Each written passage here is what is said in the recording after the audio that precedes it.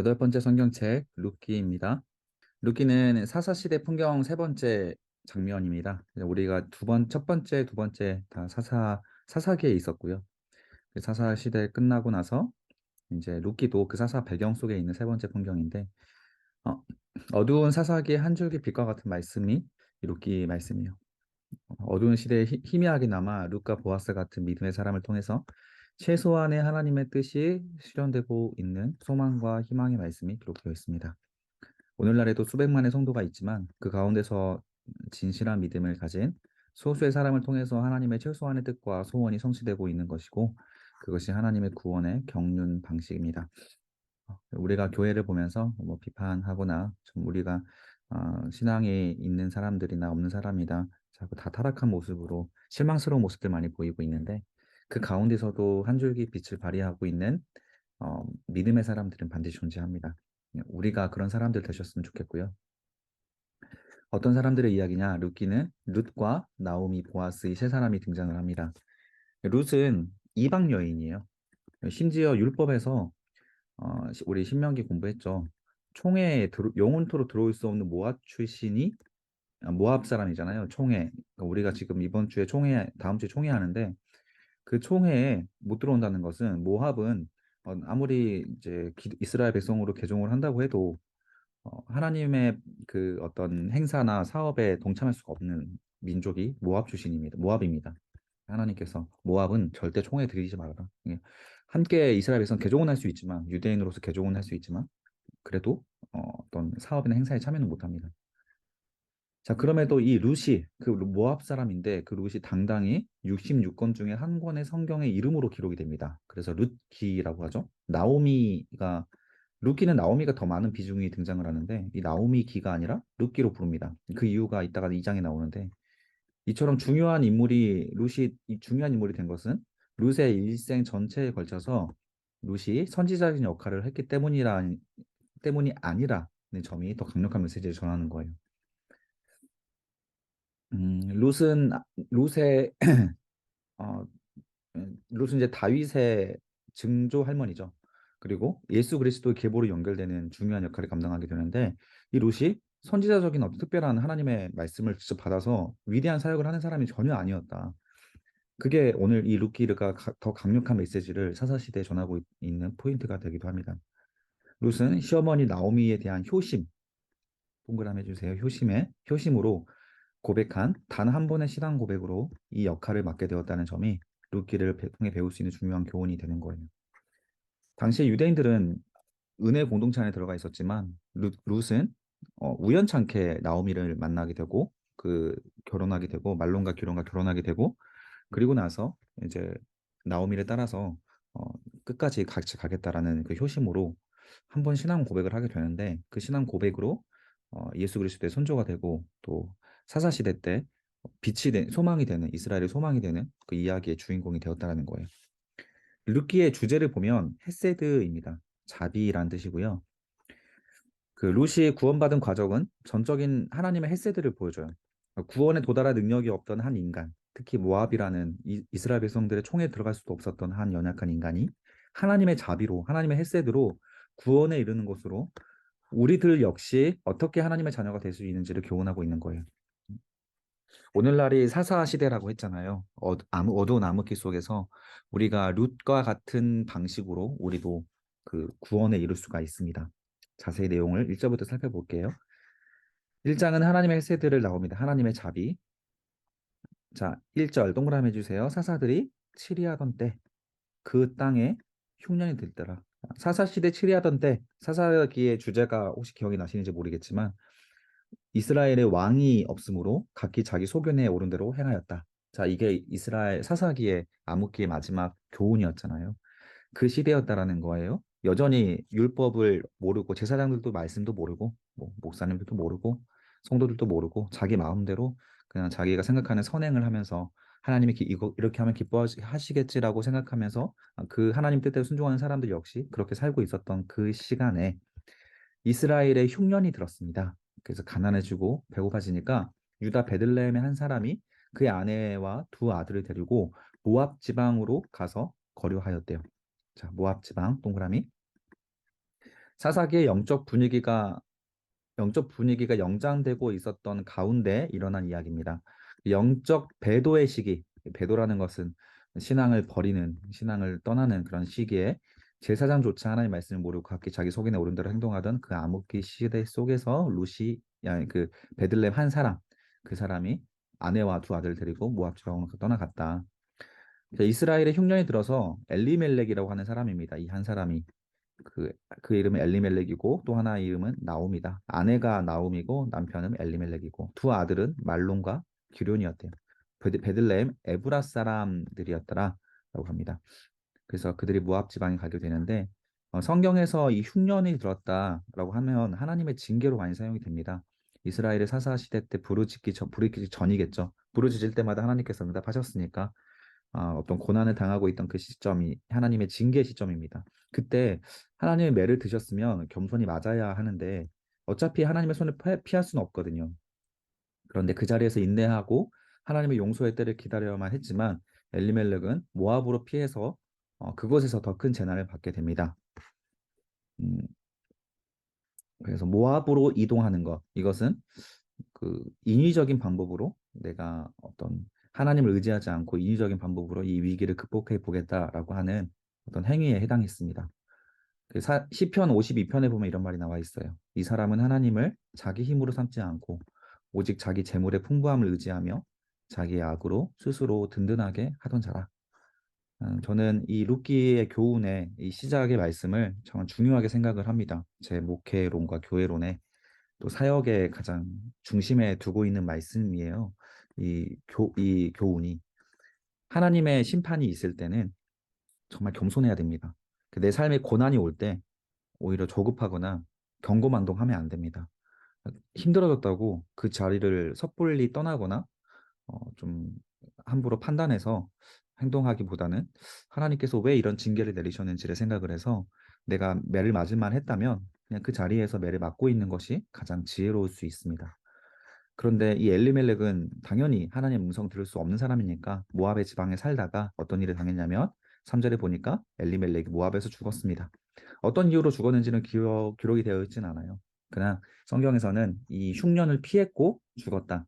그냥 이렇게밖에 해석이 안 되는 거예요. 징계를 피했기 때문에 모압에서 더 큰 징계를 받게 되었다. 그래서 나오미는 이제 아내와 그 두 아들만 남았는데 그 힌트가 나옵니다. 엘리멜렉이 죽었던 힌트. 4절에 보니까 모압 여자 중에서 그들의 아내를 맞이했대요. 하나의 이름은 오르바고 하나의 이름은 오늘 성경의 주인공인 룻입니다.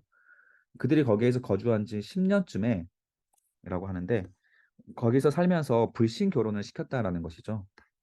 그래서 엘리멜렉이 어떤 중심으로 이스라엘을 떠났던 거고 하나님과 전혀 상관없이 떠났던 거고 모압에서 하나님 말씀과 율법과 상관없이 어떤 삶을 살았는지 그 모압의 전통과 관습에 따라 그들의 신을 또 섬기며 살았을 수도 있습니다. 결국 하나님은 그 10년 안에 5절에 보니까 말론과 기럧 두 사람이 다 죽게 합니다. 그래서 말론과 기럧 두 사람의 며느리였던 오르바와 룻 그리고 나오미 이 세 사람만 살아 있었습니다. 그래서 남편의 뒤에 남았더라. 자, 이런 표현들. 당시의 고대 근동 사회에서 여성이 남자 없이 살아가기란 굉장히 현실적으로 불가능했어요. 경제적인 자립 능력이 거의 없었기 때문에 이런 경우에 대개 노예가 되거나 몸을 팔아서 생계 유지를 했어야 했습니다. 나오미 입장에서는 남편을 잃었고 두 아들이 유일한 희망이었는데 이 두 아들도 알 수 없는 이유로 사망하게 되니까 이제 새 과부가 아무런 소망 없이 절망 가운데 놓이게 된 거예요. 자, 이 사사기 패턴과 다르지 않은 패턴으로 룻기가 시작이 되고 있는 거예요. 지금 여기까지는. 하나님의 징계를 피해서 시대 정신을 따라서 부유한 모압의 땅을 꿈꾸며 이민 갔지만 그곳에서 오히려 모든 소망을 잃고 이제 하나님을 의지할 수밖에 없는 상황에 본착하게 된 것. 여기에다 밑줄 그어주세요. 하나님께서 룻기를 통해 주고 싶은 사사시대 배경의 가장 기초적인 전제는 여기였습니다. 소망을 잃어서 하나님밖에 의지할 수 없는 광야의 시간 속까지 하나님께서 나오미를 몰았다. 그래서 룻기의 주인공은 사실 처음부터 이 나오미였습니다. 이 나오미 남편이 죽고 나오미를 남겼다라고 하는 표현은 그 엘리멜렉보다 나오미를 하나님께서 더 희망과 소망을 두었다라는 것. 엘리멜렉은 하나님께서 이 정도 충격을 줘도 전혀 들을 수 없는 사람이었기 때문에 데려가신 것 같고 이 나오미는 어떤 교훈을 주시고 나오미가 하나님께 돌아올 수 있도록 하는 그런 장치를 나오미에게는 희망을 주신 거죠. 소망을 주신 거죠. 6절에 보면 그 여인의 모압 지방에서 여호와께서 자기 백성을 동그라미 해주세요. 돌보시사 그들에게 양식을 주셨다 함을 동그라미 해주세요. 듣고 이에 두 며느리와 함께 일어나 동그라미 모압 지방에 돌아오려 하여 동그라미 7절 중요한 말씀 나옵니다. 있던 곳에서 나오고 동그라미 전제를 해봅시다. 모압 땅에서 만약에 아무 시련 없이 잘 먹고 잘 살았다면 남편 죽지 않고 두 아들도 건강하게 잘 살았다면 이 소식이 나오미 귀에 들렸을까요? 이게 정말 중요한 거죠. 이스라엘을 하나님께서 돌보셨다는 소식이 귀에 결코 들어오지 않았을 것입니다. 그리고 일어나서 있던 곳에서 모압에서 나오지도 않았을 거예요. 이스라엘이 모압에 거주하는 것은 하나님께서 굉장히 절대 허락하지 않은 내용이죠. 이미 약속의 땅을 주셨고 각 지파에게는 경계를 넘지 말라고 했어요. 지파끼리의 이사도 하나님께서는 허락하지 않았습니다. 그 지파 안에서 살게 하셨는데 심지어 모압에 가서 10년 동안 이민을 가 있는 상황은 결코 하나님 뜻이 아닌데도 불구하고 이때에는 하나님 말씀이 없었던 시대니까 이것이 무엇이 잘못인지 전혀 알지 못하고 있었는데 하나님의 소식이 하나님의 음성이 들린 거예요. 우리가 다 이렇습니다. 얻어맞아야 다 잃어봐야 어디 가서 내가 하고 싶은 대로 하다가 안 됐을 때 그때 하나님 음성이 들리는 거예요. 그래서 고난이 그냥 우리의 연약함 속에 살아가다 보면 이 하나님의 재앙과 징계를 받을 수밖에 없는 상황으로 계속 내몰릴 수밖에 없는데 우리가 욕망이나 야망을 가지고 살아가다 보면 그렇게 부딪힐 수밖에 없습니다. 그런 상황은. 그러다가 깎이고 깎여서 겸손해지고 내 야망이 아니라 하나님을 위해서 하는 일들이 하나둘씩 열매가 맺게 되고 성장하게 되는 거죠. 나오미도 그 모압에 있었던 10년의 시간 동안에 이런 상황을 이렇게 하나님 음성이 들릴 때까지 깎여놨던 것이죠. 그래서 두 며느리와 함께 유다 땅으로 돌아오려고 길을 보게 되었다는 것입니다. 하나님이 우리에게도 이런 패턴으로 일하시는데 이왕이면 이렇게 깎기 10년 동안 고생하지 않을 수 있는 방법이 있죠. 그게 바로 지금 우리가 공부하고 있는 역사서의 의미라고 했잖아요. 역사서는 하나님의 교훈의 말씀을 듣고 내가 당하지 않아도 하나님 말씀만 듣고도 내가 그 실수를 반복하지 않을 수 있는 사람, 그런 사람이 되라라고 하는 교훈을 주시는 거니까. 근데 우리 대부분은 내가 얻어맞아야 그제서야 하나님의 뜻을 알고 좀 돌아오잖아요.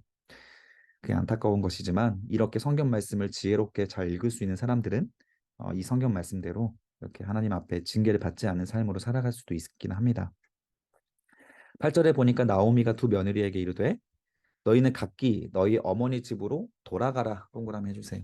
너희가 죽은 자들과 나를 선대한 것 같이 여호와께서 너희를 선대하시기를 원한다. 자, 오르바와 룻이 어떤 인물이었는지 나옵니다. 남편이 죽었어도 시어머니를 끝까지 잘 보양했던 두 며느리였어요. 참 착한 사람들이었습니다.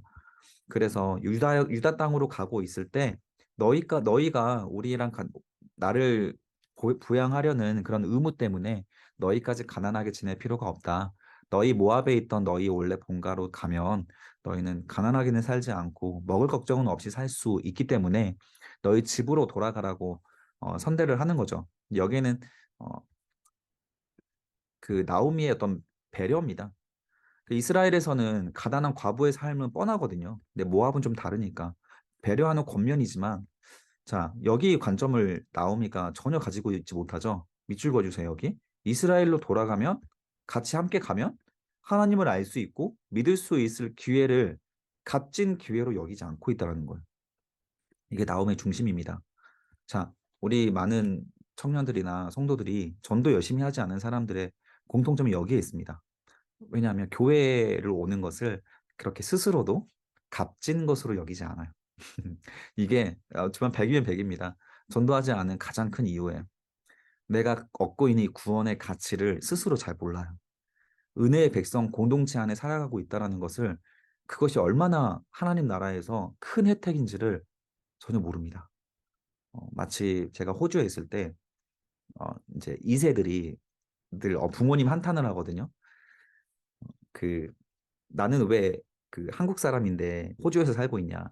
여기서 인종 차별 받고 있는 게 너무 싫다.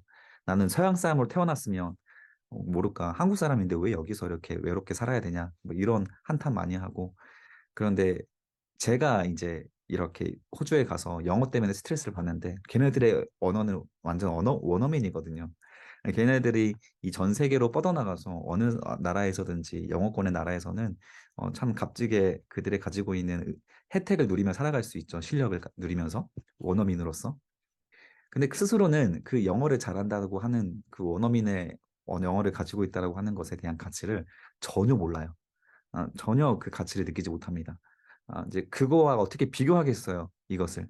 하나님 나라의 가치를 알지 못하고 있기 때문에 우리는 교회 다니면서도 은혜 공동체 안에 있으면서도 항상 불평도 생기고 내가 하나님 안에서 행복한지도 모르겠고 신앙생활이 미지근해지고 봉사도 안 하고 싶고 당연히 전도는 뭐 다른 이제 선교사님들이나 하는 거고 목사님들이나 하는 거고 이렇게 여기게 된다는 걸 나오미도 그랬다는 겁니다.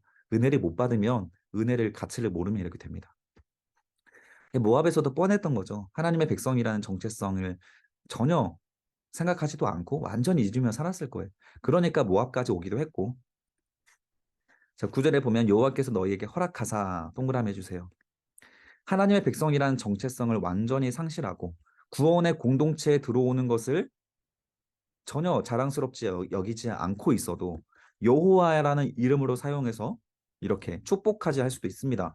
각기 남편의 집에서 위로를 받게 하시기를 원하더라. 각기 남편의 집, 재혼하라는 거죠. 가서 거기 가서 재혼해서 잘 먹고 잘 사는 게 은혜의 공동체에 들어오는 것보다 훨씬 낫다. 이게 나오면 중심이라는 겁니다. 여러분과 다릅니까? 그들에게 입맞춤에 그들이 여러분 표정이 안 보이니까 잘 듣고 있는지도 모르겠네. 그들이 소리를 높여 울었습니다. 참, 아무튼 나오미의 이 축복은 하나님의 백성이라는 정체성을 상실하고 그 삶이 없더라도 얼마든지 입으로 하나님의 이름을 사용할 수 있는 그 종교를 가지고 있었다. 이건 종교입니다. 신앙이 아니고. 이런 축복은 아무 의미 없는 이방적인 축복일 뿐입니다. 여러분의 신앙을 이방 신앙으로 만들지 마십시오.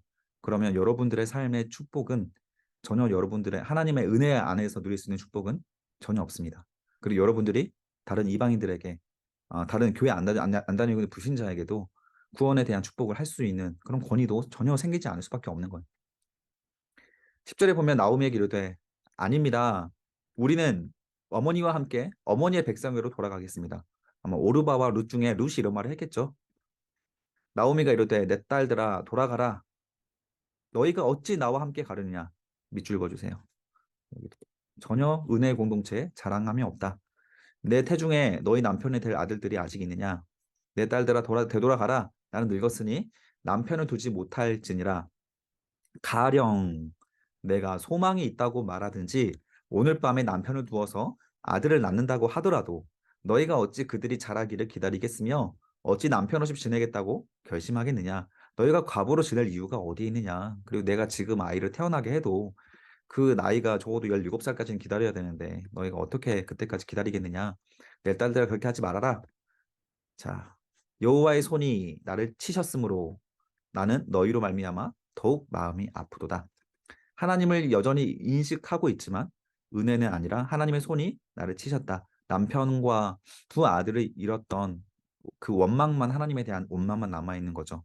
그래서 이런 가령이라는 표현은 인간적인 마지막 수단이 있었다면 나오미는 결코 이스라엘로 돌아가려고 하지 않았을 것이다라는 가정법입니다.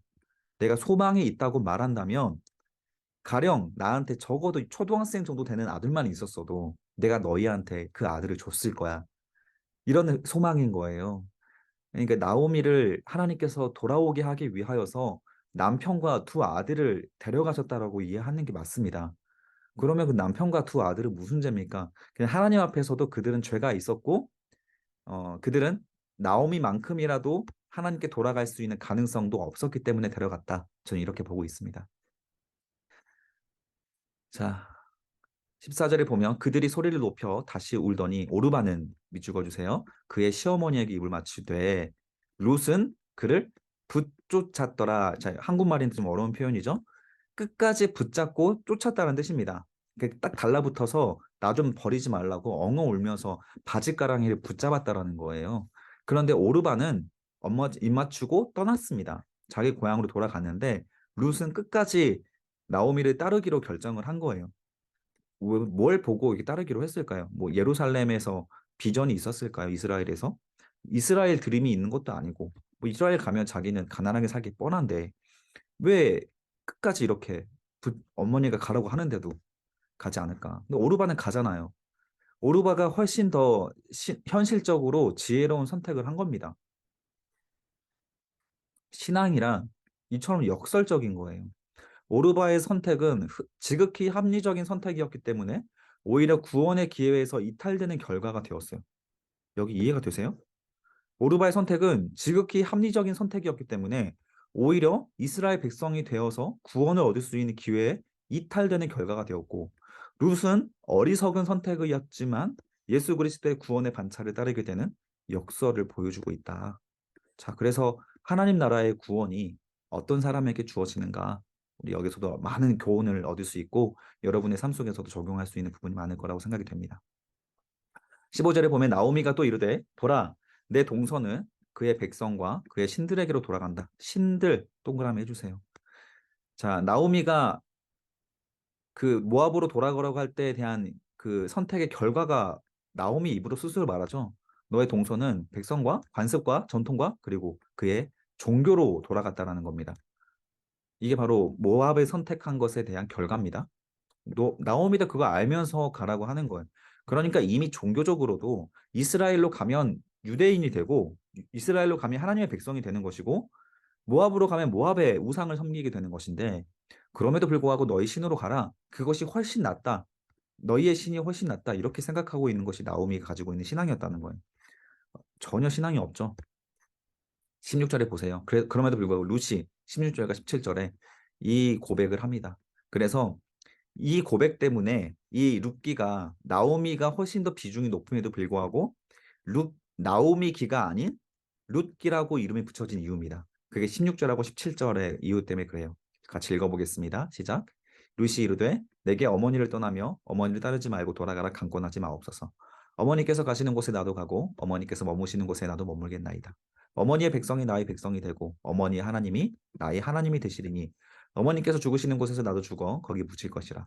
만일 내가 죽는 일 외에 어머니를 떠나면 여호와께서 내게 벌을 내리시고 더 내리시기를 원하나이다 하는지라.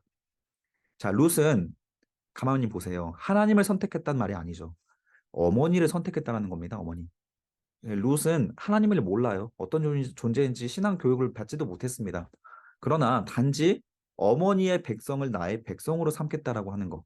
어머니의 하나님을 나의 하나님으로 삼게 되겠다고 하는 이거 하나. 그리고 그냥 어머니께서 죽으시는 곳에서 나도 거기 묻힐 것이라는 효성이죠. 그것 때문에 하나님의 백성이 되고 구원을 얻었다는 겁니다. 룻의 마음이 하나님을 따른 것이 아니라 할지라도 이게 중요한 거예요. 이게 하나님의 헤세드거든요. 하나님의 잡입니다. 룻의 마음이 하나님을 향한 직접적인 신앙 고백이 아니라 할지라도 나오미의 백성이 하나님의 백성이기 때문에 나오미의 하나님이 야훼, 여호와이기 때문에 룻은 뜻밖의 구원, 동그라미 해주고 강조 표시해 주세요. 뜻밖의 구원. 우리가 다 여기에 놓여 있습니다, 사실. 룻기가 주고 있는 우리한테 교훈이에요. 겸손한 마음을 가져야 되는 이유가 여기 있습니다. 룻은 뜻밖의 구원을 이루게 된 겁니다. 선한 마음을 가진 자가 구원에 얻어 걸릴 가능성도 있는 것이고 진짜 구원에 얻어 걸린 겁니다. 룻은. 이런 효성을 가진 자가 하나님께서 사랑하심을 하나님께서 사랑하신다는 것을 확인할 수 있는 장면이에요. 그래서 일단 착해야 됩니다. 선한 마음. 제가 여러 차례 말했죠. 불신 결혼해도 되는데 유일하게 이런 착한 마음을 가진 사람이면 된다. 착한 사람이면 된다. 근데 어떤 사람이 착한 사람이냐면 교회 가자고 할 때 따라가는 사람이 착한 사람이다. 이 룻처럼 어머니 하나님 나의 하나님이 될 것이다는 이게 선한 마음이고 착한 마음입니다. 그 외에 착한 것은 다 처음에 연애할 때는 연기할 수 있어요.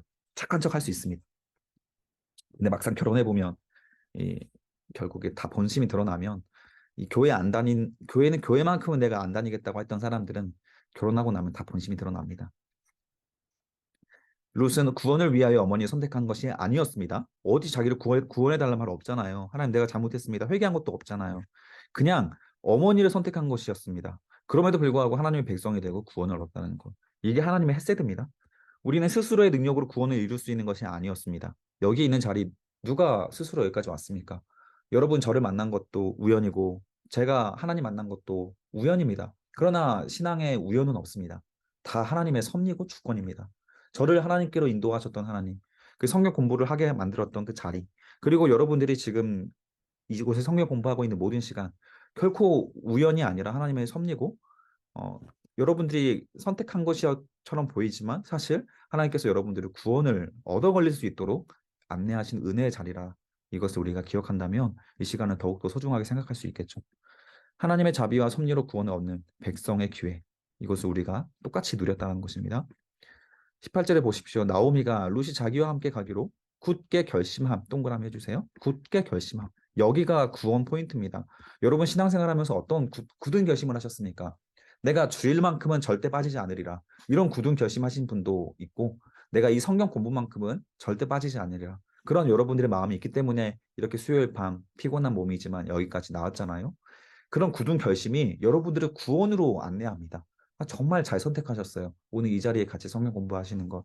결코 헛된 시간이 되지 않을 것임을 제가 다시 한번 제가 확신드립니다. 롯의 결심은 어머니를 향한 효심이었지만 하나님은 그 결심을 하나님의 백성이 되는 결심으로 인정해 주셨습니다. 어쨌거나 굳은 결심이 중요하다는 거예요. 굳은 결심. 신앙 공동체에 속해 있음에도 불구하고 모압에서 죽은 남편 엘리멜렉과 두 아들 말론과 기론은 구원을 누리지 못하고 죽었잖아요. 그것과 대비되는 결과죠. 그냥 이 엘리멜렉과 두 아들은 자신의 생존을 위한 결단으로 모압에 향했기 때문이고 이 룻은 아무리 그 길이 가시밭길이라도 하나님의 백성, 어머니의 백성을 나의 백성을 삼기 위한 굳은 결심, 이 차이가 있다라는 겁니다. 그리고 나서 19절 이에 그 후에 그 두 사람이 베들레헴까지 갔더라. 베들레헴에 이를 때 온 성읍이 그들로 말미암아 떠들며 이르기를 이 사람이 나오미가 아니냐? 야 10년 전에 떠났던 나오미가 돌아왔어 라고 하는 거예요. 10년 전에는 베들레헴이 굉장히 가난했습니다. 그러나 지금 하나님께서 어떤 사사인지 모르겠지만 다시 복을 주셔가지고 베들레헴에 큰 풍년이 들었고 풍족하게 살고 있어요. 그래서 가난하게 모든 것을 잃고 돌아온 나오미의 처지가 더 처량해 보였을 겁니다. 자, 이 사람은 나오미가 아니냐? 이것은 10년 만에 본 나오미를 반가워하며 기뻐하는 말일 수도 있겠지만 나오미 입장에서는 이 말이 어떤 말일까요? 야, 나오미가 왔어. 나오미가 왔어. 근데 남편도 없고 두 아들도 잃었대. 어떻게 들릴까요? 시련으로 상처받은 나오미는 이런 반응들로 큰 비참함을 느꼈을 겁니다. 그러니까 화가 나니까 이렇게 부르죠. 20절에 나오미가 발끈하여 그들에게 소리치며 이르되 이렇게 해석하는 것이 더 몸에게 맞겠죠. 나를 나오미라고 부르지 마라. 나를 마라라고 불러라. 젖는 자가 나를 괴롭게 하셨습니다. 자, 나오미 기쁜 사랑스러운 나오미 나를 기쁘고 사랑스러운 이란 이름인데 그런 이름으로 부르지 말아라. 말아라. 쓰라린 말하러 불러라. 젖는 자가 나를 심히 괴롭게 하셨다. 그 말하라는 뜻은 마라탕 쓰라린 뜻입니다. 쓰라린. 내가 풍족하게 나갔더니 여호와께서 내게 비어 돌아오게 하셨다. 여호와께서 나를 징벌하셨고 적는 자가 나를 괴롭게 하셨거늘 너희가 어찌 나를 기쁜 사랑스러운 사람이다 이렇게 부르겠느냐. 나오미가 모압 지방에서 그의 며느리 모압 여인 룻과 함께 돌아왔는데 그들이 보리 추수 시작할 때 베들레헴에 머물렀습니다.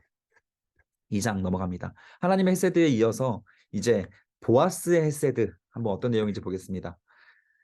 하나님의 섭리와 룻의 성품이 등장하는 장면입니다. 나오미의 남편 엘리멜렉 죽었죠, 모압에서. 엘리멜렉의 친척 중에 유력한 자, 부자가 있었는데 그의 이름은 보아스라는 사람이었습니다. 모압의 여인 룻이 나오미에게 이르되 원하건대 내가 밭으로 가서 내가 누구에게 은혜를 입으면 그에 따라 이삭을 주겠습니다. 동그라미 해주세요. 룻이 어쨌든 여기 왔더니 정말 가난한 거예요. 먹고 살 수 있는 방법이 없는 겁니다. 그래서 그냥 내가 밖에 나가서 다른 보리 추수 때니까 이삭을 그 뭐냐 보리를 이렇게 보리를 베다 보면 그 보리 알들이 밑에 떨어지잖아요. 그러면 그 보리 알을 주워 오겠습니다라고 하는 거예요. 그랬더니 나오미가 말하죠. 그래 가서 얻어와라라고 합니다. 과부의 삶을 결단했잖아요, 룻이. 20대 젊은 룻은 현실을 따라서 남들이 수확하고 떨어진 이삭을 줍는 가난한 하루를 시작합니다. 자, 우리가 신앙에 대한 결정을 하면, 결단을 내리면 그에 대한 대가는 우리에게 찾아옵니다. 자, 그것을 이겨낼 수 있는 것을 하나님께서 이 시간을 결코 헛되이 보내지 않을 것이다. 여러분이 여기서 내년에 임원을 하겠다라고 결정을 하고 봉사를 하고 지금 이미 1년 동안 여기서 임원을 하셨던 세 분도 있고 그 결정을 따라서 희생하고 헌신된 삶을 살아갈 때 그 삶에 대한 대가가 찾아온다라는 거예요. 세상에서는 여러분들의 시간을 헌신한 것으로, 에너지를 헌신하는 것으로 대가가 찾아오게 되지만 하나님 나라에서는 그만한 반드시 은혜가 더 대가로 찾아오게 됩니다. 어쨌거나 먼저 룻은 그 현실적인 대가를 치르게 됩니다. 그래서 남들이 수확하고 떨어진 이삭을 줍는 가장 가난한 삶. 이삭을 줍는 것은요, 그 하루 종일 주어도 그 하루만 겨우 버틸 수 있는 양에 불과합니다. 겨우 한 끼 정도 먹을 수 있는 양이라고 그래요. 한 사람이 하루 종일 주어도. 그래서 매일 어떤 삶을 살아야 되냐면 삶을 사는 것이 아니라 생존하며 연명하는 삶을 사는 겁니다. 오르반은 이런 인생이 싫어서 지금 자기 가족에게 돌아간 것이고 룻은 이런 인생을 각오하고 나오미의 하나님을 자신의 하나님을 삼으면서 거룩한 백성의 계보를 얻게 되는 것이죠. 롯이 가서 베는 자를 따라서 밭에서 이삭을 줍는데 우연히 동그라미 해주세요. 성경에서 우연은 없습니다. 그러나 여기서 우연을 강조하는 것, 당연히 하나님의 주권을 강조하는 겁니다. 우연히 엘리멜렉의 친족 보아스에게 속한 밭에 이른지라. 자, 엘리멜렉 친척, 자기의 시아버지의 친척인 보아스에 속한 밭인지도 모르고 롯이 가서 그 이삭을 줍고 있었다라는 겁니다. 마침 보아스가 베들레헴으로부터 와서 베는 자들에게 이르되 여호와께서 너희와 함께 하시기를 원하신다 하니 그들에게 대답하되 여호와께서 당신에게 복 주시기를 원합니다. 자, 마침 이런 표현 그리고 우연히 이런 표현을 보면서 우리가 알 수 있는 것은 하나님께서 이끄시고 있는 그 인생의 키를 룻의 인생의 키를 하나님께서 지금 움직이고 계신다는 표현입니다. 그래서 우연히 마침 보아스가 가지고 있는 수많은 밭 중에서 하필 지금 룻이 이삭을 줍고 있는 그 밭에 와서 이렇게 자기 직원들에게 하나님 샬롬을 전하는 겁니다. 그냥 이때 보아스의 평소 행실을 볼 수 있는 인사말이에요. 성경적인 노사 관계가 이루어져 있습니다. 그 직장 상사가 직원들에게 이렇게 하나님의 복을 구하면서 하나님의 복을 축복하면서 정직하게 어떤 남들에게 존경받는 삶을 살고 있었다라는 거예요. 하나님의 샬롬을 전하니까 그 직원들도 대답하되 여호와께서 당신에게 복 주시기를 원합니다. 이렇게 따뜻하게 서로 축복하는 관계였다는 것입니다. 그래서 지금 사사시대 이 어두운 사사시대에도 말씀으로 하나님을 사랑하고 이웃을 사랑하는 사람이 존재하고 있다. 이것은 지금 보아스의 등장부터 알려주고 있는 겁니다. 어두운 사사시대 속에서도. 시대가 아무리 어두워도 끝까지 믿음과 신앙을 지키며 구별되어 살아가는 사람은 존재한다라는 것. 하나님은 이 사람들을 통해서 역사하고 계십니다. 보아스가 직원들을 거느린 그 베는 자들을 거느린 매니저에게 사원에게 이르되 야, 저 여인은 누구냐라고 물어봅니다. 자, 직원이 굉장히 많았을 것인데 평소에 직원들의 필요를 잘 살피고 도와주는 굉장히 인격적인 사장이었기 때문에 직원들 중에서 평소에 보지 못한 얼굴을 바로 알아볼 수 있는 거예요. 이런 모습 통해서 보아스의 성격도 알 수 있겠죠. 베는 자들을 거느린 매니저 사환이 대답하되 이는 나오미와 함께 모압 지방에서 돌아온 모압 소녀인데 그의 말이 나로 베는 자를 따라서 단 사이에서 이삭을 죽게 하소서 하였고 아침부터 와서는 잠시 집에서 쉰 것 외에 지금까지 계속하는 중입니다. 자, 이렇게 룻에 대한 세 가지 좋은 평가가 그 이 매니저를 통하여서 보아스의 귀에 들어가게 되는 거예요. 첫 번째, 아무것도 남아있지 않은 시몬의 곁을 끝까지 모압에서 여기까지 지키며 따라와 주는 효심이 있는 여인이다. 두 번째, 이삭을 줍는 일에 당연하게 여기지 않고 정중하게 부탁을 했다라는 공손함이 있는 사람이다. 그리고 세 번째, 이사 줍기가 매우 고단한 노동인데도 불구하고 그리고 수익이 적은 일임에도 불구하고 성실하게 잠시 쉰 것 외에 지금까지 꾸준하게 성실하게 일하는 그 성실한 여인이다. 이렇게 세 가지의 칭찬을 룻에 대한 평가가 보아스가 받게 되었다는 것입니다. 여러분 어디 가든지 이런 세 가지 칭찬 받는 사람 되시길 축복해요. 보아스가 룻에게 이르되 내 딸아 들으라 이삭을 죽으러 다른 밭에 가지 말고 여기서 떠나지 말고 나의 소녀들과 함께 있으라. 자, 롯에 대해서 감동한 보아스가 롯을 딸로 부르면서 품어주죠. 보아스는 아마 50세에서 60세 정도 되는 지역의 유지였고, 롯은 젊은 나이에 남편을 잃은 20대 여인이었기 때문에 두 사람 나이는 30살 정도 나이가 났을 것으로 추정을 할 수 있습니다. 그래서 이런 애칭이 있었을 것입니다. 지금 보아스가 룻에게 베풀고 있는 것은요, 레위기의 말씀을 잘 지키고 있는 거예요. 25장에 보니까 이런 말씀이 있어요. 레위기 25장에 내 형제가 가난하게 되어 빈손으로 내 곁에 있거든. 딱 나옴이죠. 너는 그를 도와서 거류민이나 동거인처럼 너와 함께 생활하게 해라. 자, 그 말입니다. 여기서 떠나지 말고 함께 있으라. 너로 동거인과 함께 생활하게 해라. 이 말씀을 지금 보아스가 순종한 것이고요. 너와 함께 있는 형제가 가난하게 되어 내 몸이 팔리거든. 그를 종으로 부리지 말고 품꾼이나 동거인과 같이 함께 하여 희년까지 너를 섬기게 하라. 자, 그래서 종으로 여기지 말아라. 이것도 내 딸아. 이렇게 부르면서 품어주고 있는 모습을 보아스가 이 레위기를 잘 지키고 있는 사람이라는 것을 증거하고 있는 장면입니다. 9절에 보니까 그들이 베는 밭을 보고 그들을 따르니라. 내가 소년들에게 명령하여 너를 건드지 말라 하였다. 보아스의 배려 첫 번째입니다. 당시에 여성의 인권이 보장받지 못했기 때문에 남편을 잃은 이방 여인에 대한 룻을 함부로 대할 수 있었습니다. 그래서 너를 그렇게 함부로 대하지 말라고 명령을 해놨고, 목이 마르거든 두 번째 배려, 그릇에 가서 소년이 길러온 것을 마셔라. 자, 중동 지역에서 물을 마시게 한다는 것은 깊은 배려를 의미합니다. 물이 귀하기 때문에. 자, 룻이 엎드려 얼굴에 땅에 대고 절하여 그에게 이르되 밑줄 그어주세요. 나는 이방 여인이거든. 얼마나 겸손합니까? 당신이 어찌하여 내게 은혜를 베푸시며 나를 돌보십니까?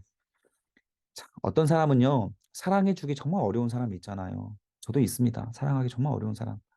근데 어떤 사람은 옆에서 보고만 있으면 더 도와주고 싶은 사람이 있어요. 정말 사랑스러운 사람이 있죠. 여러분, 이런 사람 아닙니까? 이렇게 감사할 줄 아는 사람, 이렇게 은혜를 알 줄 아는 사람, 이런 사람들을 우리는 더 사랑하잖아요. 그냥 후자가 작은 일에 감사할 수 있는 사람입니다. 이런 사람은 우리가 세상 사람들에게 많은 사랑을 받고 있는 사람입니다. 여러분도 이렇게 룻과 같은 감사하는 사람이 되셨으면 좋겠어요. 룻은 짧은 시간 안에 보아스를 비롯하여서 많은 사람들에게 사랑을 받는 여인이 되었습니다. 보아스가 그에게 대답하되 이르되 내 남편이 죽은 후로 네가 시어머니에게 행한 모든 것과 내 부모와 고국을 떠나 전에 알지 못하던 백성에게 온 일이 내게 분명히 알려졌다. 여호와께서 내게 행한 일에 보답하시기를 원하며 진실한 축복이죠. 자, 이거는 진실한 축복입니다. 아까 나오미가 이런 비슷한 말을 했잖아요. 그 오르바에게 그것은 진실한 축복이라기보다 그냥 인간적인 마음의 축복이고 보아스는 하나님 말씀에 순종하는 사람이기 때문에 이런 축복이 진실한 축복이죠.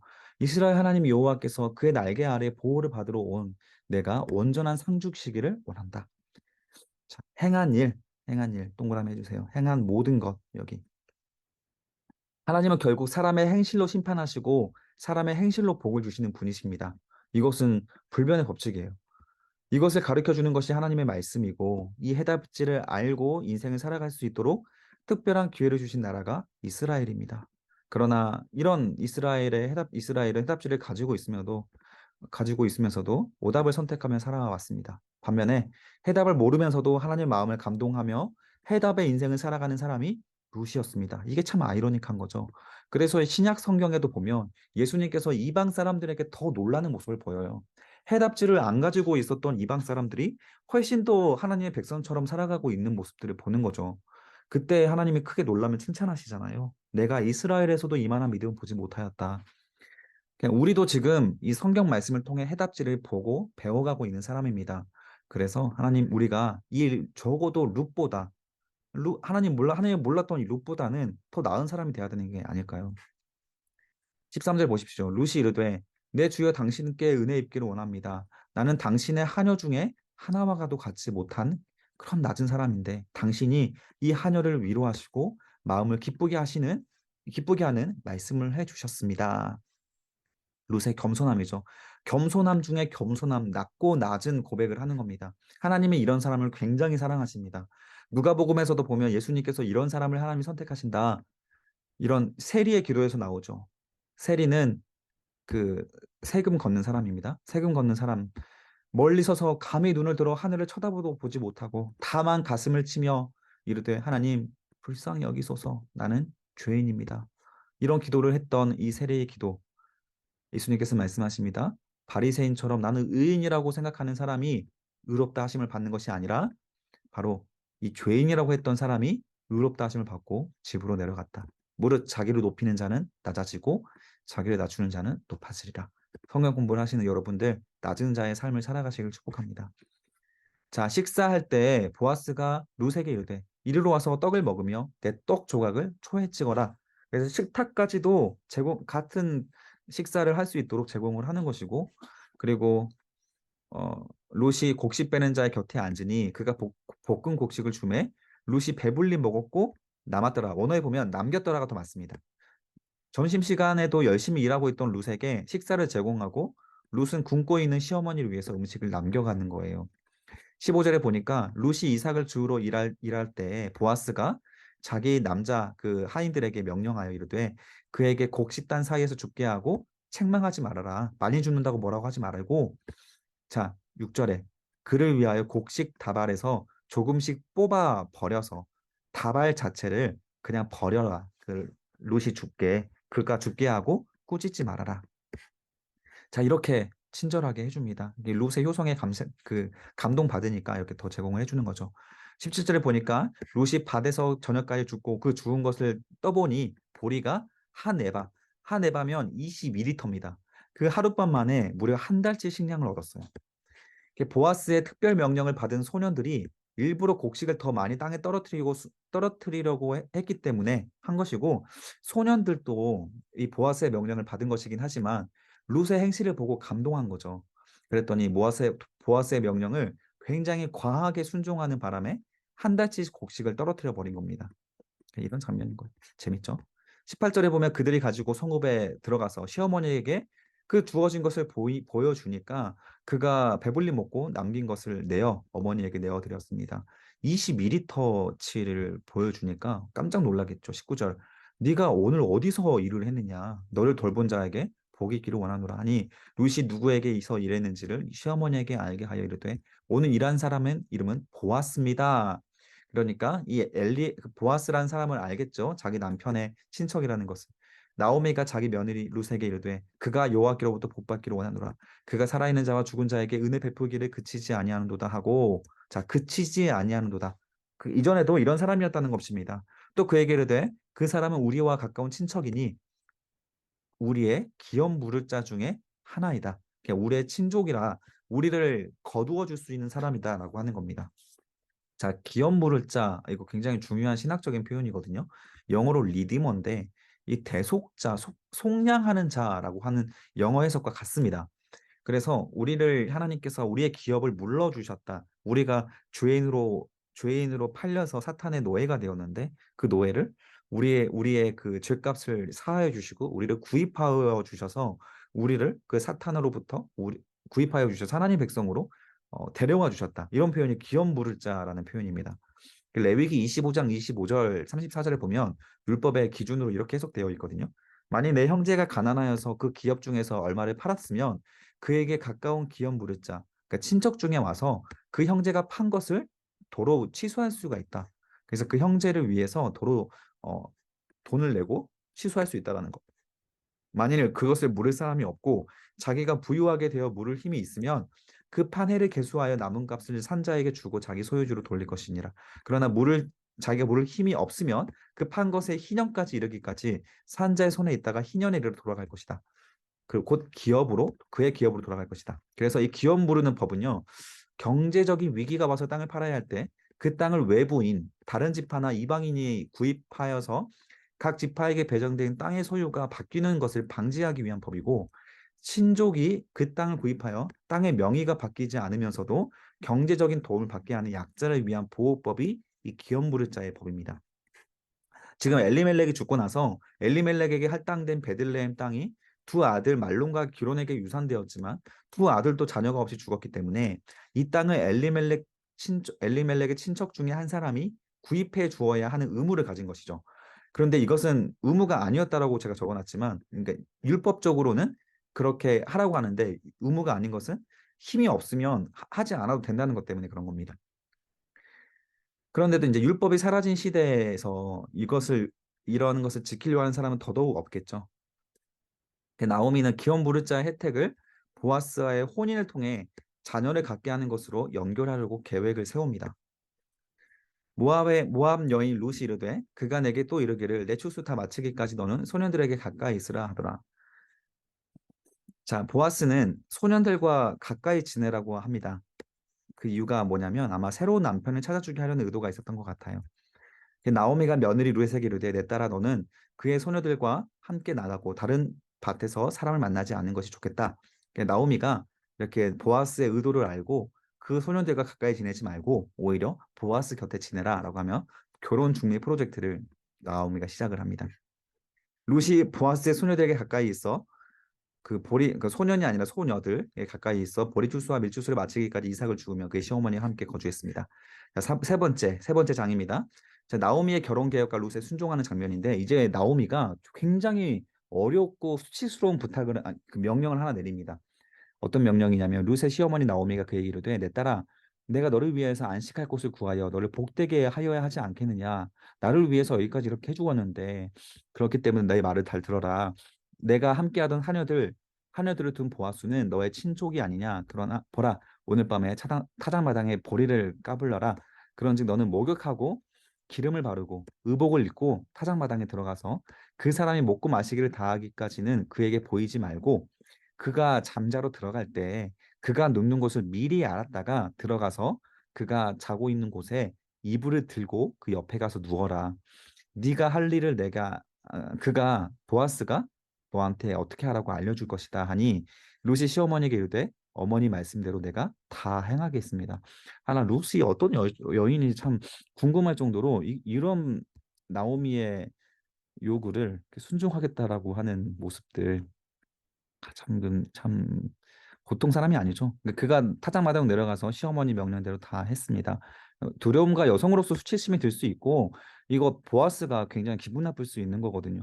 또 이게 다른 사람들에게 그 소문이 났을 때 보아스의 명예가 떨어질 수 있는 부분이기도 하고요. 또 모압 사람이기 때문에 그 불신 결혼에 대한 또 보아스는 또 율법을 잘 지키는 사람이잖아요. 그래서 보아스가 불신 결혼에 대한 또 불편함을 가지고 있을 수도 있는 것입니다.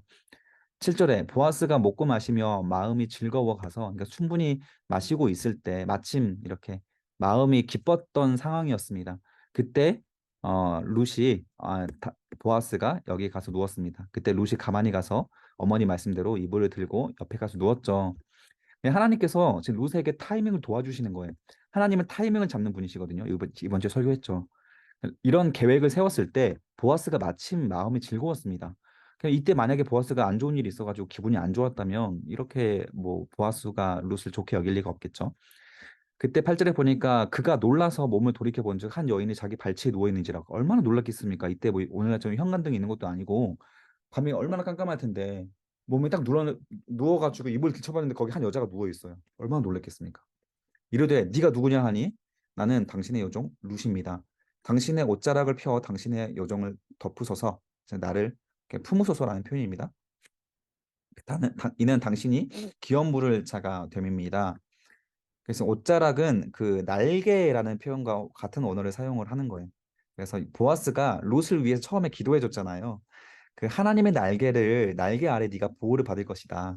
그 단어를 그대로 가져와서 당신의 옷자락, 당신의 날개 아래 저를 품어주소서. 하나님의 날개가 곧 당신의 날개입니다. 이렇게 표현하는 거예요. 돌려 말하면서 결혼해달라는 표현입니다. 자, 그 당신의 기업 물을 자다. 룻은 보아스가 엘리멜렉의 친족으로서 레위기 25장의 기업 물을 자의 책임이 있다는 것을 공손히 지금 알려주고 있는 거예요. 보아스한테. 그가 대답하되 내 딸아 여호와께서 너에게 복 주시길 원하노라. 네가 가난하건 밑줄 그어주세요. 가난하건 부하건 젊은 자를 따르지 아니하였으니 참 이 보아스가 사람 보는 눈이 있습니다. 네가 오르바와 같이 너의 다른 동서와 같이 떠나지 않고 세상 사람들이 선택하는 그런 세속적인 기준 따르지 않고 뻔히 가시밭길, 뻔히 어려운 길인 거 다 알고 그렇게 힘든 길인 거 알면서도 불구하고 너는 젊은 나이에 어울리지 않는 그런 선택을 했구나. 그런 네가 베푸는 인애가 처음보다 나중에 더하다. 대부분의 여인들이 좋아할 만한 인생을 내려놓고 시어머니를 보살피며 욕정에 따라가지 않은 현숙한 여인 룻을 볼 줄 아는 눈을 가진 사람이 그런 보아스였습니다. 우리 남자들 여기 있는 남자들 룻과 같은 사람을 볼 수 있는 분별력이 있어야 됩니다. 외모만 보지 말고요. 11절에 보면 그리고 이제 내 딸아 두려워하지 말아라.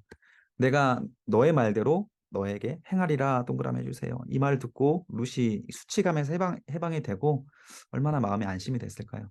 네가 현숙한 여자인 줄 나의 성읍 백성들이 다 알고 있다. 걱정하지 말아라. 참으로 나는 기업 물을 자이나 기업 물을 자로서 나보다 더 가까운 사람 밑줄 그주세요. 그냥 보아스가 처음부터 알고 있었습니다. 그런데 보아스가 왜 행동으로 옮기지 않았냐면 자기보다 더 가까운 친척이 있었다라는 거 촌수로. 그래서 오늘 밤에 여기서 머물러라. 아침에 그가 기업 물을 자의 책임을 너에게 이행하려고 한다면 그에게 가라. 그러나 그가 책임을 행하지 않는다면 여호와께서 살아계심을 두고 맹세하노니 내가 그 기업 물을 자의 책임을 너에게 행하여 그 너와 결혼하겠다 이런 표현이죠. 그리고 나서 아침까지 누워 있어라. 왜냐하면 지금 여기서 밤에 나가면 그, 뭐랄까 좀 수치스러워할 수도 있을 것 같아서 아침까지 푹 자고 돌아가게 하는 섬세한 배려를 해줍니다. 자, 그리고 율법상 우선되는 기업물을 자를 의무를 가진 친족이 있었기 때문에 그 율법에 흠이 되지 않도록 절차를 거치고자 하는 하나님의 법에 대한 신실함을 가진 사람도 이런 보아스였다. 자, 보아스가 훌륭한 사람이죠.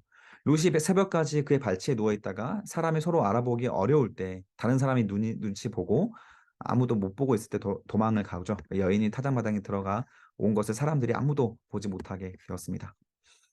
그리고 나서 보리를 6번 되어 룻에게 지어주고 성읍으로 돌아가게 합니다. 16절 룻이 시어머니에게 가니 때 따라 어떻게 되었느냐 소식이 기다렸겠죠.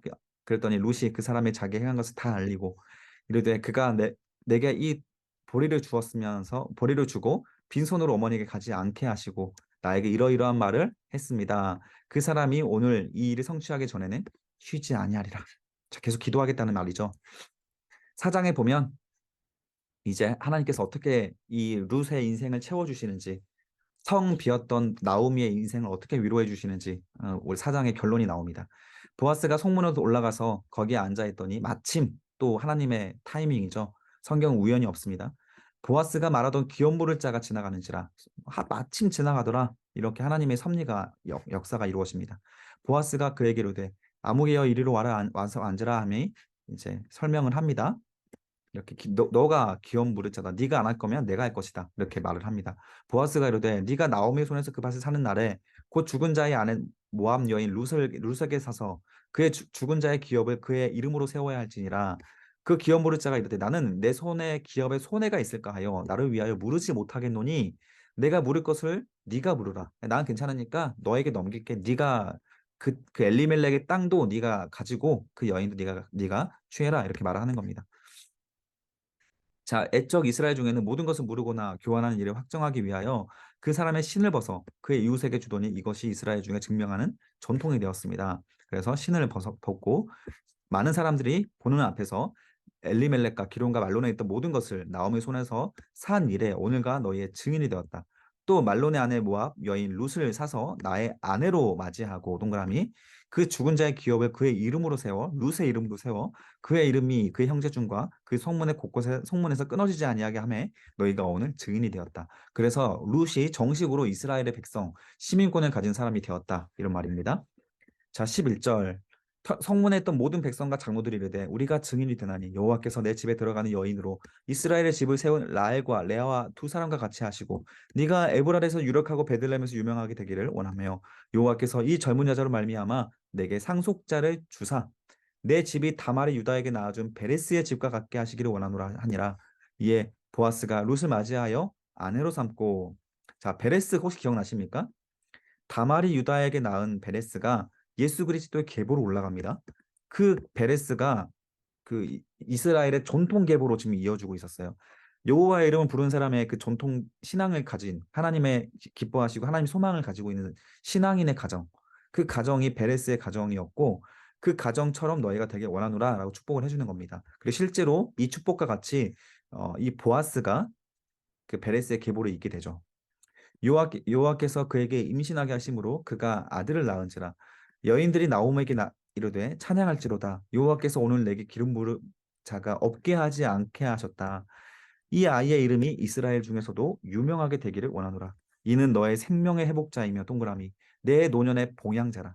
곧 너를 사랑하며 일곱 아들보다 귀한 내 며느리가 낳은 자다. 얼마나 귀한 며느리 네가 얻은 것이냐. 그 며느리로 인하여 너는 하나님께서 너에게 생명을 회복하여 주시고 하나님 많은 복을 주셨다. 자, 남편이 잃은 젊은 가부가 나이 많은 남자와 결혼하는 것만 들으면 얼마든지 부정하게 볼 수 있는 여지가 있었으나 루시 얼마나 성실하고 현숙한 여인이었는지 모르는 사람들이 없었기 때문에 모든 사람들이 인정하는 결혼이 되었고 보아스의 인품도 모든 사람들이 칭송하는 인품이었기 때문에 이 결혼은 사랑받고 존경받는 결혼이 되었습니다. 이 결혼식은 모든 사람들의 축복하는 정결하고 아름다운 결혼식이 될 수 있었습니다. 16절에 보면 나오미가 아기를 받아 품에 품고 그의 양육자가 되니 나오미가 드디어 이 보아스로와 룻과 결혼을 해서 손자를 보게 됩니다. 얼마나 기뻤던지 그 손주를 나오미가 직접 키웠대요. 양육자가 되었대요. 모압에서 모든 것을 잃고 자신의 이름을 마라라고 부르면서 하나님으로부터 쓴 인생이 되었다. 모든 것을 잃은 인생이 되었다라고 부르며 절망했던 나오미가 루시라는 현숙한 여인으로 인하여 큰 복을 받게 되었던 것이죠. 그래서 나오미가 어떤 신앙 고백을 했는지는 사실 등장하지 않습니다. 그래서 나오미 기가 아니에요. 룻기입니다. 그래서 룻은 없는 중에도 나오미 곁에 있었고 하나님을 자기 하나님을 받아들이겠다. 하나님을 믿는 하나님 백성이 되겠다. 이렇게 고백을 했기 때문에 나오미가 아니라 룻이 주인공이 되는 겁니다. 그의 이웃 여인들이 그에게 이름을 주되 나오미에게 아들이 태어났다 하여 그 이름을 오벳 동그라미 오벳은 그의 다윗의 아버지 이세의 아버지였다. 그래서 오벳이 다윗의 할아버지입니다. 나오미와 아니 보아스와 룻 가운데 태어난 아들이 다윗의 할아버지입니다.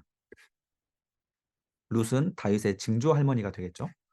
그리고 나서 베레스의 계보, 유다와 다말이 낳은 그 베레스의 계보가 연결되는데 베레스는 헤스론을 낳고 헤스론은 람을 낳고 람은 암미나답을 낳고 암미나답은 나손을 낳고 나손은 살몬을 낳고 살몬은 보아스를 낳았다. 이 살몬이 그때 이스라엘 정탐꾼 여호수아가 보낸 두 명의 정탐꾼 중에 한 명의 살몬이라고 했죠. 그 살몬이 기생 라합과 낳은 사이에 그 보아스가 태어났다는 거예요. 그래서 보아스가 또 이 오벳을 낳았고 오벳은 이세를 낳고 이세는 다윗 동그라미 다윗을 낳았더라. 자, 이렇게 신명기 23장 3절에 보면 모압 사람은 영원히 여호와의 총에 들어가지 못한다라고 명시가 되어 있음에도 불구하고 현숙한 모압 여인 룻은 여호와의 총에뿐만 아니라 메시아의 가문에 들어오게 됩니다. 사사기가 주는 마지막 교훈이 이렇게 베들레헴 사람이라 할지라도 하나님의 진노를 받을 수 있지만 이스라엘 사람이라 할지라도 하나님의 진노를 받을 수 있지만 모압 여인이라 할지라도 하나님의 날개 그늘 아래 피하면 하나님께서 품어주신다는 메시지를 남겨주신 거예요. 또한 경건한 자는 경건한 가문에서 태어난다. 다윗은 이렇게 준비된 인물이다. 그 보아스와 룻으로부터 태어난 준비된 인물이라는 교훈을 우리에게 주고 있는 말씀으로 이 룻기의 내용을 마치게 됩니다. 룻기를 마치겠습니다. 룻기는 단순해요. 사사기 중에서도 말씀을 잘 지키고 가고 있는 보아스라는 그런 유력한 가문을 통하여 신앙의 가문을 통하여 하나님의 백성 하나님의 뜻을 이어갈 것이다. 그리고 그 보아스는 아무나 결혼한 것이 아니라 룻과 같은 현숙한 여인, 하나님을 사랑하고 하나님에 대한 신앙 고백이 있었던 현숙한 여인과 결혼하여 다윗을 태어나게 했다. 이런 걸 강조하는 거예요. 왜 이스라엘 백성 중에서는 하나님께서 그 보아스의 아내를 주지 않았을까요? 그런 사람이 없는 겁니다. 차라리 이방에 이 룻이라고 하는 사람이 가장 신앙이 뛰어났던 거예요. 하나님 보시기에도. 다른 여인들은 이런 신앙을 가진 사람이 없었기 때문에 하나님께서 보아스에게도 결혼을 50세, 60세까지 미뤘던 것이고 룻도 그렇게 룻이라는 사람을 만나서 결혼할 수 있도록 하나님의 섭리로 연결하셨던 것이죠. 오늘날의 사사시대 같은 이런 어두운 세상 속에서 여러분들 룻과 같은 사람, 보아스와 같은 사람이 되어서 꼭 다윗과 같은 영적인 거장을 태어나게 만드시는 그런 리더들이 되시기를 주님의 이름으로 축복합니다.